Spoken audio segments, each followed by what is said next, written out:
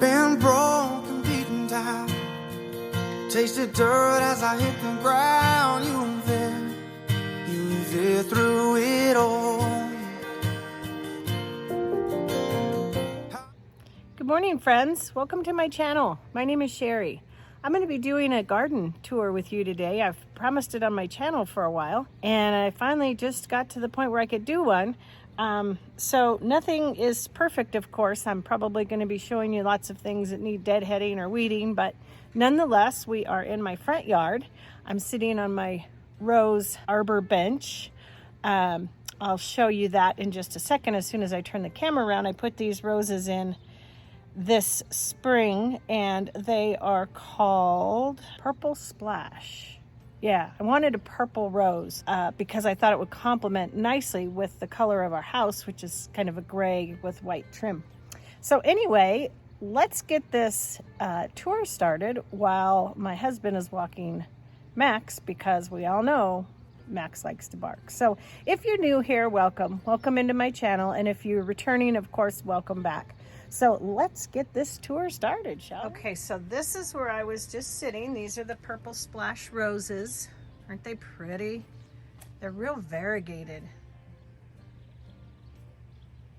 I just think they're so pretty. And you're gonna hear in the background, you're gonna hear some garden sounds and noises and probably a rooster. We have a new rooster in the hood, which I just crack up when I hear him. He's so funny. So anyway, that's the roses. I thought those were really pretty.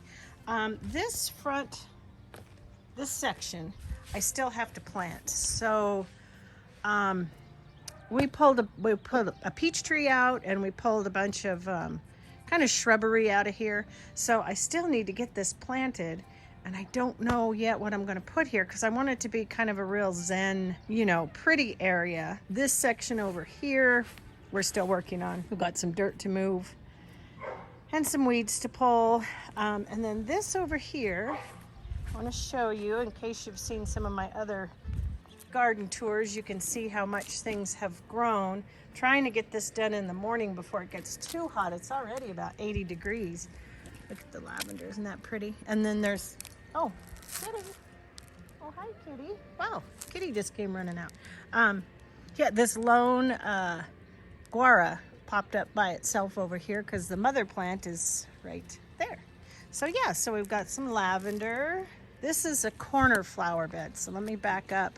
It's kind of what I call my perennial bed. Everything in here comes back. So again, we do need to get out here and get some grass pulled, but I've got the two different lavenders there.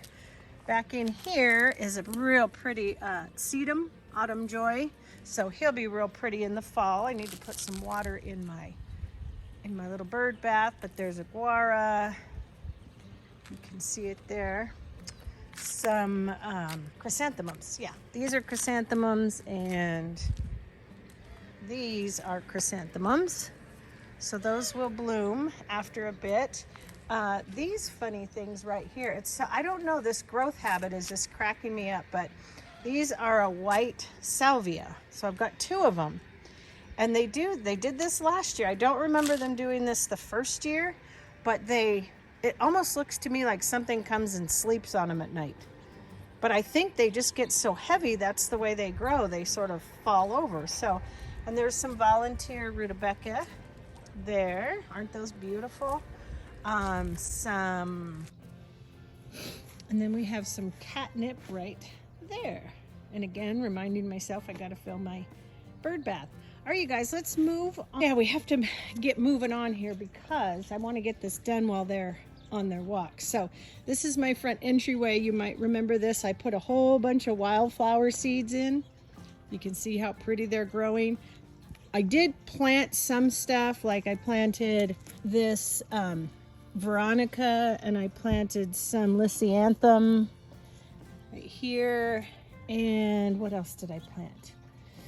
Cosmos. Yeah, planted Cosmos. So I've got just a whole bunch of pretty wildflower combination stuff in here. And then right over here is my little container garden. Still have pansies that I put in. Hold on, I've got ants on me. Pansies that I put in last year in the fall, and they're still going strong. They should be getting leggy and get pulled out soon, but so far they look good.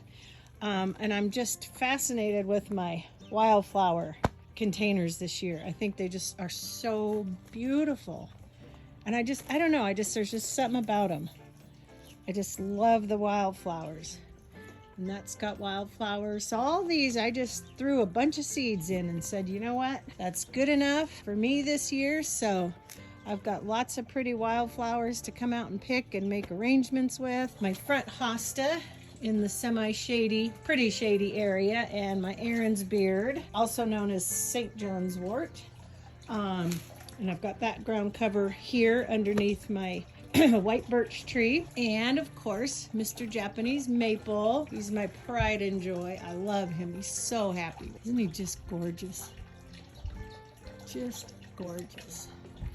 I need to still get him underplanted because I usually plant shade flowers here, and I just need, if we get to the nursery today, I'm going to grab some, because this really is pretty planted with impatiens or begonias. And then I've got a couple little more hosta here, but this is deep shade, so it does okay, but not the greatest. Moving on to the backyard. Look at this, you guys. This is our first, it's a little dried out on top, but this is the first batch of our homemade compost that came out of our 2 big Lifetime tumblers. I've got one more that's still not quite ready to dump. I still need to sift this. As you can tell, there's lots of sticks and stuff in it that didn't break down, but it's all garden waste, kitchen waste, produce, things like that. So yeah, we make our own compost, and we'll get another wheelbarrow size like that from, is that the empty one? Yeah, that's the empty one. This guy is completely full. So as soon as he's done, we'll get another batch like that. And then I've got my small one, which I just restarted because I had emptied it. And now he is restarted with a new batch. So you can kind of see how this is really, really new. Like, even now, see, that won't do anything in there. But all of that will turn to beautiful, beautiful compost. See, here's some that's still breaking down. So that's going to be a little bit longer before we dump that. I'll have to come turn those here in a minute. My Virginia creepers, just really pretty this year. Filling in, going down the clothesline. And my lilac that just does not get as much sun. I think I got one bloom off of him this year, but he just does not get the sun that he needs. This is the area, I think I told you in a prior video, we want to make this into a greenhouse. So the plan is to take the tin off of the sides and the top and replace it with something to make it a greenhouse. So that's what I'm hoping to do. But over here I've got some squash. What do I have here? So I have 2 markers, Hubbard squash and melon, a cantaloupe melon. So one of those, that might be the Hubbard right there. This might be the cantaloupe, and this is round green zucchini. It's growing really slowly over here. These are some peas I put in, but I don't know. Not sure how they're gonna do. We'll see. It might just be too warm for them already. And then over here is some more squash, yellow patty pan squash, spaghetti squash. Again, we'll see how they do. This is the bee and butterfly garden. This is part of our backyard, so let me show you if I can. Wasn't sure if the sun was going to be too bright, but this is my shady garden over here. I've got my honeysuckle, which has been gorgeous this year. Let me bring you in a little closer. A lot of hosta. I do not remember the names of these, unfortunately, right now. It's a little bit of ivy coming in there.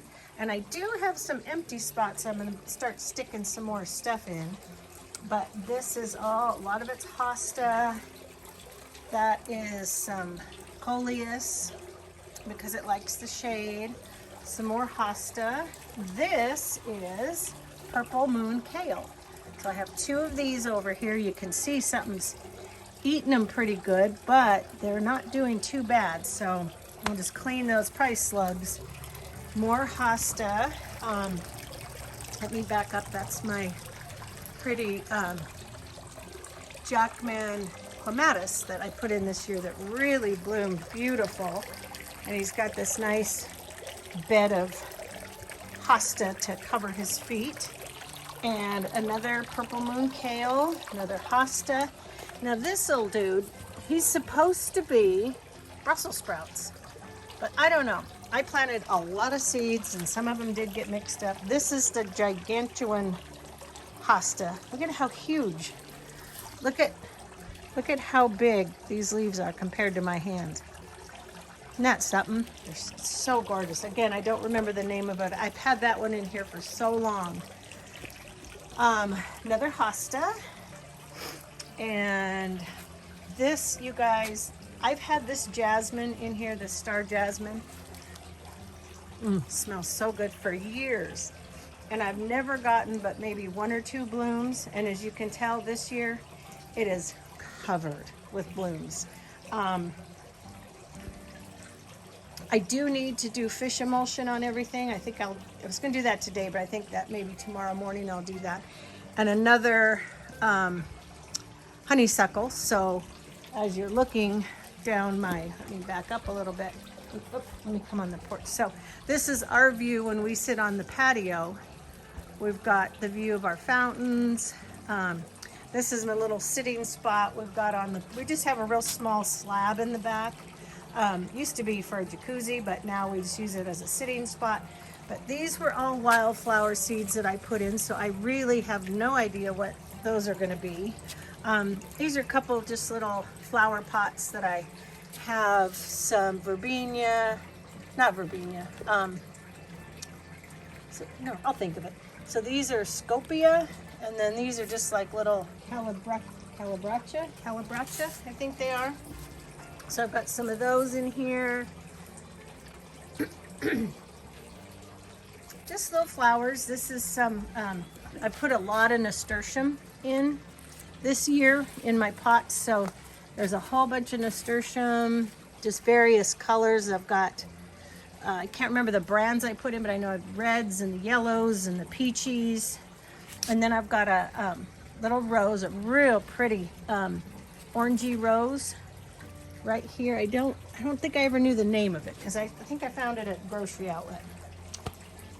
This is my herb pot, and usually by now it's way fuller, but I did a lot from seed this year. So these are volunteer sunflowers that I'm just letting grow. This is my curly leaf parsley. I'm letting it go to seed just because it's good for the pollinators. Again, more of the nasturtium and big leaf from the tree. And I've got basil, lots of basil that I started from seed. This is some dill. So yeah, usually it's a lot fuller with basil and dill and thyme and stuff, but just did it a little different this year. Little pot of nasturtium. Over here is just another little, this is kind of like where we sit, our little sitting spot. So back right behind us, that's my creeping, is it creep? No, it's a myrtle. We call her moaning myrtle. And she's about to bloom pretty soon with really pretty pink flowers. I've got, this is actually kind of turning out to be a little bit of a herb thing. It's not real pretty right now, but I've got oregano, again, myrtle. I do have a squash tucked in there, some more oregano, some mint, some volunteer flowers, and my rosemary. And these are for phlox that are just growing from seed. Max is back. Okay, and then, so here, this is the other side of the sitting spot. So this is still in my back patio.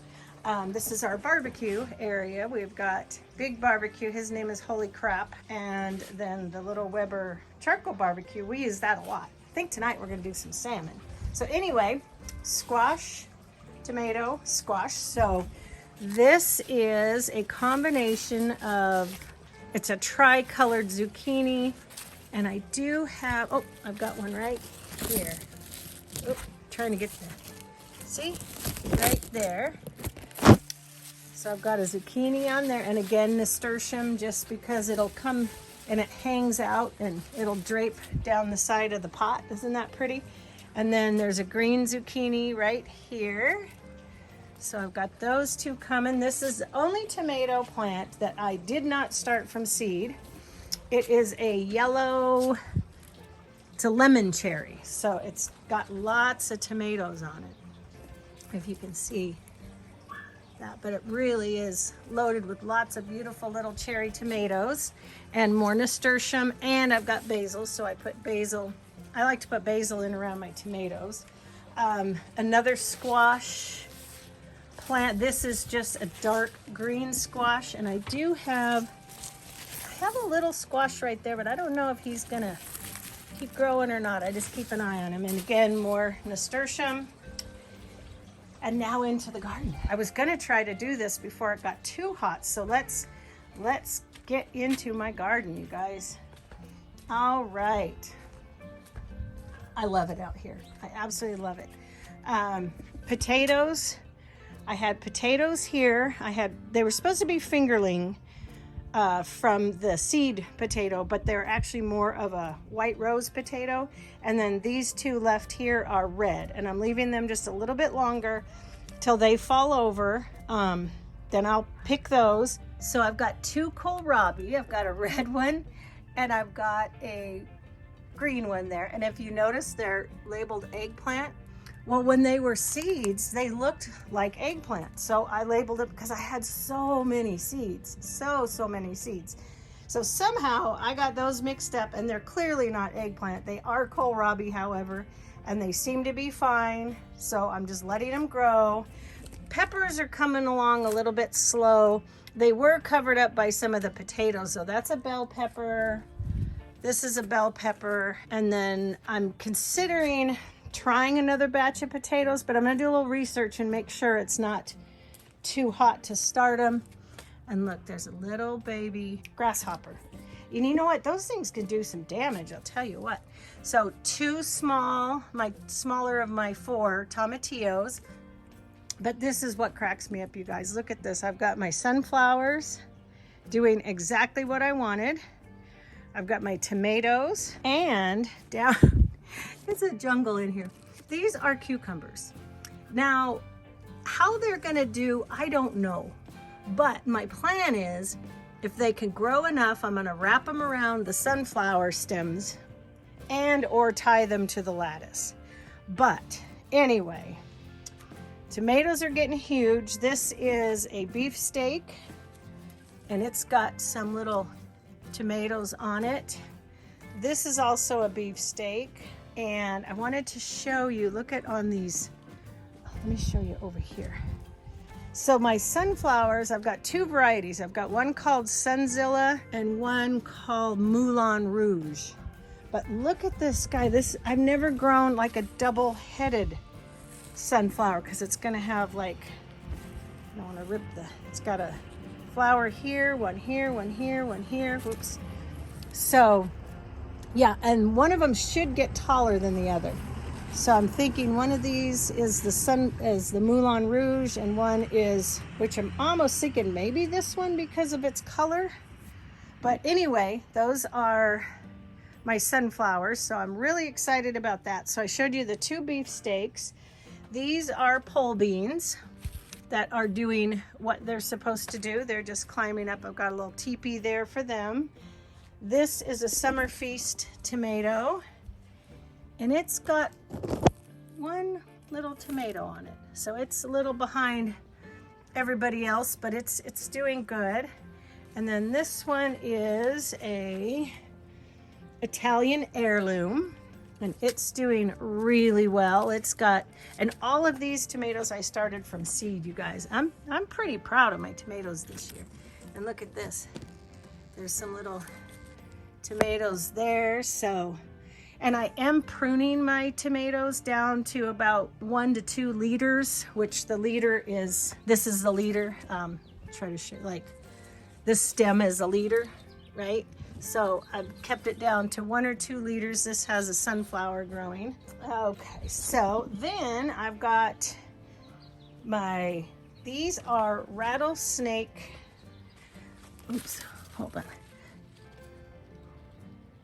Rattlesnake and purple pole beans. So, okay, so I've got rattlesnake and purple pole beans, and they're doing what they're supposed to do. Whew, hold on, guys, I just got a head rush. Whew, bending over and standing up. Okay, so yeah, the rattlesnake and the purple pole beans are climbing up the lattice, up the arbor.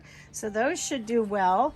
I've got more beans on this side. I can't remember what those are, so I had to replant them a couple times. I think they might just be the green pole beans.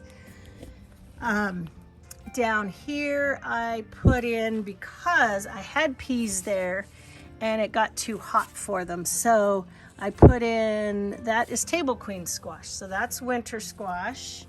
Just some various little marigolds scattered around. Oh yeah, and I've got some basil right here. You can see basil I started and put in just by the tomatoes. So most of the tomatoes have some basil around them.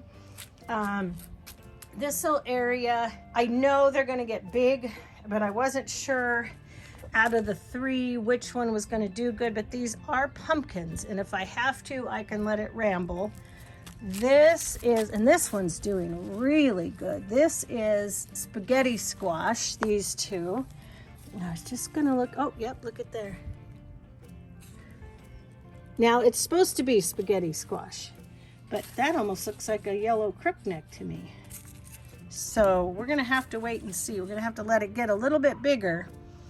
But anyway, it's supposed to be table queen squash, so we'll see what we get. Over here, some Hubbard squash. So, yep, some Hubbard squash. So again, some nice winter squash that will be gorgeous this fall. And then a few more tomatoes, a couple of peppers. Let's walk over here and see. These ones I got a little bit close to one another, but they'll be okay. This is a heirloom tomato, and it's doing really well. I can't remember if I have any fruit set on this one yet. It may not have. This little guy here. There he goes. All right, guys. I'm gonna let you go. Thanks for joining me on my tour today, and we'll do another one soon when he goes for a walk and he's not here. All right, guys, thanks for watching. See you next time. Bye.